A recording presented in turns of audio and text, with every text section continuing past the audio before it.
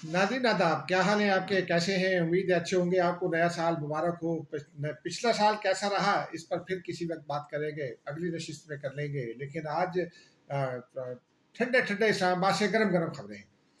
इंसानी हकूक कमेटी का इजलास हुआ। कौमी असम्बली की हामिद रजा साहब तुल गए हैं कि जनाब वो इस्लामाबाद इंतजामिया का एहतसाब करके दम लेंगे और 24 और 26 नवंबर के दरमियान जो कुछ भी हुआ, जो बकौल PTI और अली अमीन गंडापुर सैकड़ों अफराद हलाक हुए थे और अब वो 13 पर आ गए हैं। उसके हवाले से उन्होंने तफसीलात तलब की हैं कि फायरिंग क्यों हुई, किसने की, कितने लोग जख्मी हुए। ये तमाम तफसीलात उन्होंने तलब कर ली है इस्लामाबाद पुलिस से।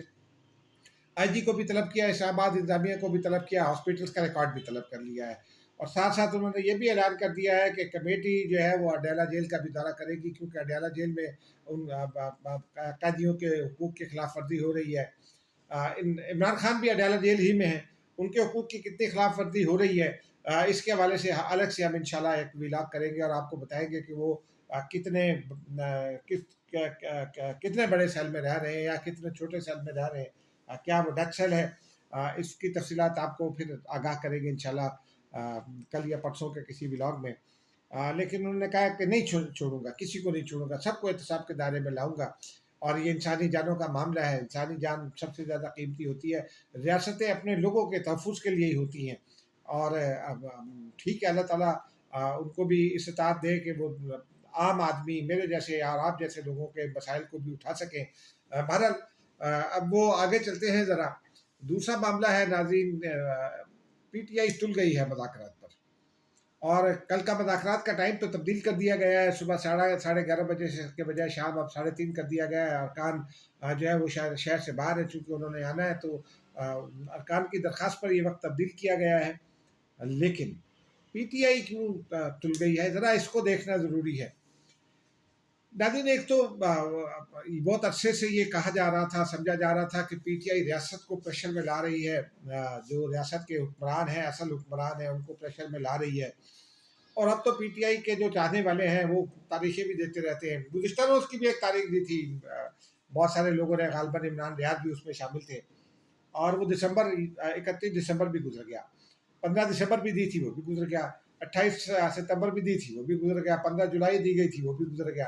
तो तारीखें गुजरती चली जा रही हैं। इमरान खान जेल के अंदर ही हैं, लेकिन हालात ने एक ज़ालिमाना करवट ले ली है। ज़ालिमाना करवट इस तरह से ले ली है कि अली अमीन गंडापुर की जो सपोर्ट बतौर वज़ीर आला मिला करती है, वो ज़रा स्क्वीज़ हो गई है। अब उन पर वादे कर दिया गया है कि आपको वज़ीर आला होने का भी जो है ना वो नहीं दिया जाएगा। जो आपको लेवरेज दिया जाता है कि आप वज़ीर आला हैं, रियासती एहलकार हैं, रियासती अमलदार हैं, एक सूबे के वज़ीर आला हैं, आइनी अहदेदार हैं।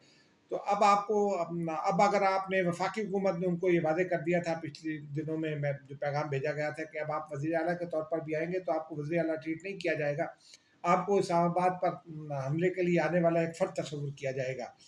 तो एक तो मामला ये था कि वो ज़रा लेवरेज जो था उनका वो कम हो गया है। फिर PTI के अपने अंदर भी कुछ इख्तलाफात हैं। पिछला जो फाइनल कॉल थी वो जिस तरह से लोग यहाँ से बगटट रवाना हो गए गाड़ियों में बैठकर, और धरना जिस मकसद के लिए आया था वो तो हतमी कामयाबी के लिए आया था, नहीं हो सकी वो हतमी कामयाबी, तो वो मामला भी है। लेकिन जो सबसे ज़्यादा इम्पॉर्टेंट बात है वो जो ग़ालिबन 26 नवंबर को एक प्रेस रिलीज़ आई थी ISPR की, जिसमें जनरल रिटायर्ड फैज़ हमीद, जिनको अब जनरल नहीं कहा जा सकता क्योंकि पाक फ़ौज ने उनके कोर्ट मार्शल का फैसला कर लिया है, और मीडिया से भी ये दरख्वास्त की और आम लोगों से भी कि अब इनको जनरल ना लिखा जाए क्योंकि अब ये जनरल नहीं है। तो उनके हवाले से भी जो ताज़ा खबरें हैं वो बड़ी संजीदा और गौर की मुतक़ाज़ी हैं। अंसार अब्बासी की खबर में जो वकील हैं अशफाक अली, मियाँ अशफाक अली उनका नाम है, मैंने आपको एक पिछले व्लॉग में उनका नाम भी बताया था और ये भी बताया था कि 3 वकला की खिदमात हासिल हैं। तो वो अपने 2 साथियों समेत जो उनका मामला चल रहा है जैक ब्रांच में, जो फौजी अदालत में मुकदमा चल रहा है, उस पर वो उनकी नुमाइंदगी कर रहे हैं।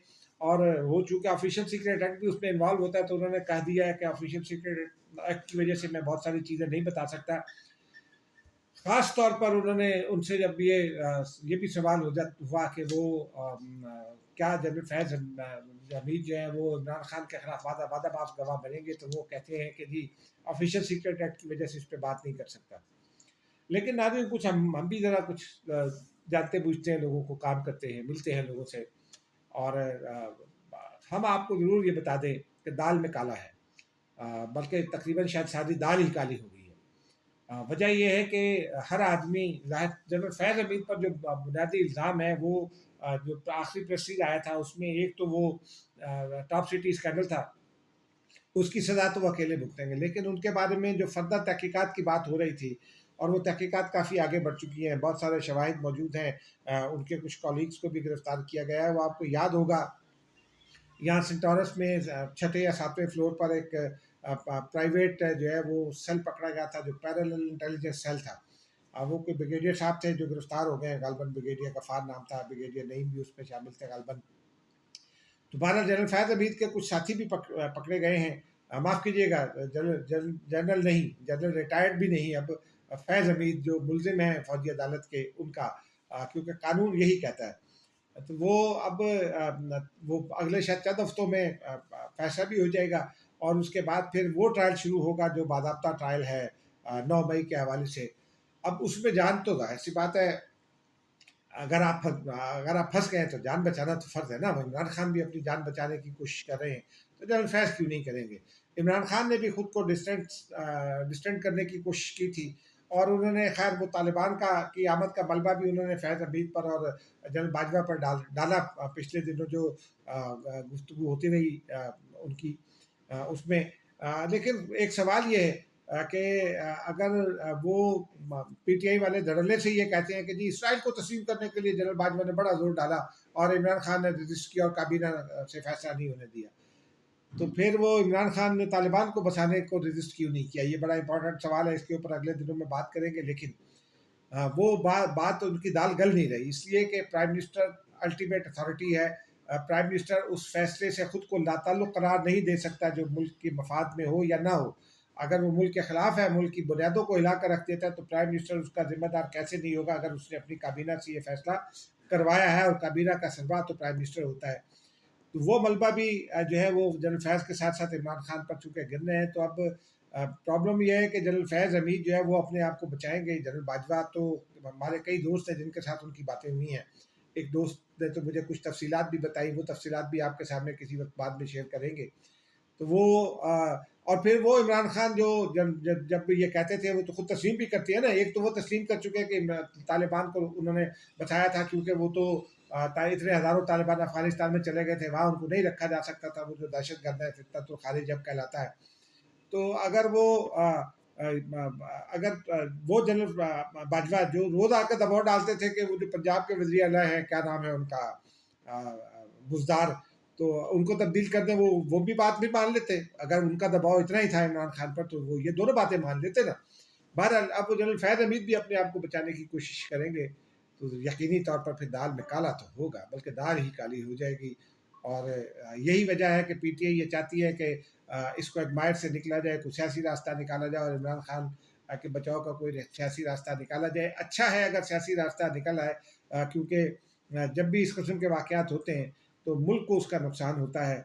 बहरहाल अब ज़रा नाज़रीन आते हैं पारा चनार की सूरत हाल की जानिब।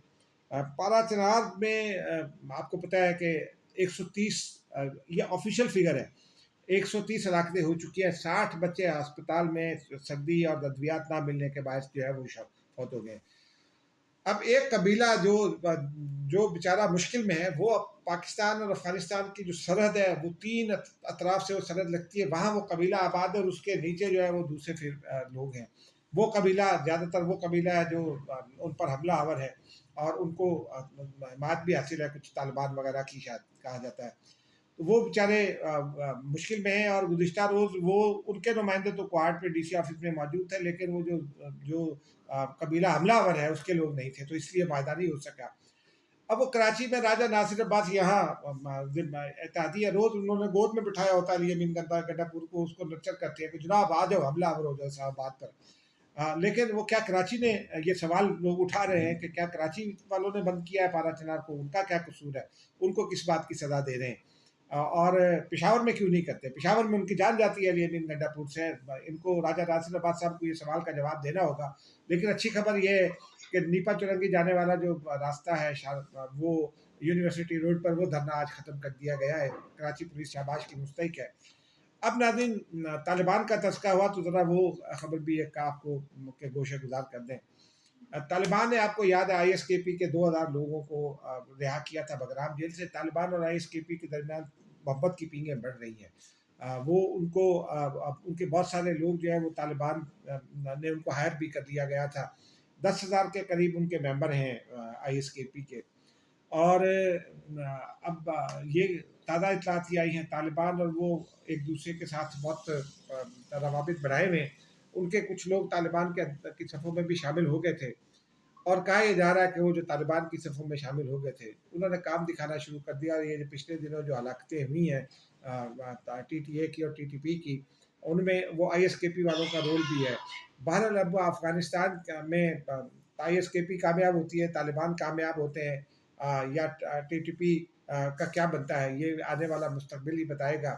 واخان کی پٹی کے حوالے سے اطلاعات کچھ ہم گیدر کر رہے ہیں, اگلے دنوں میں انشاءاللہ وہ بھی آپ کے ساتھ شیئر کریں گے.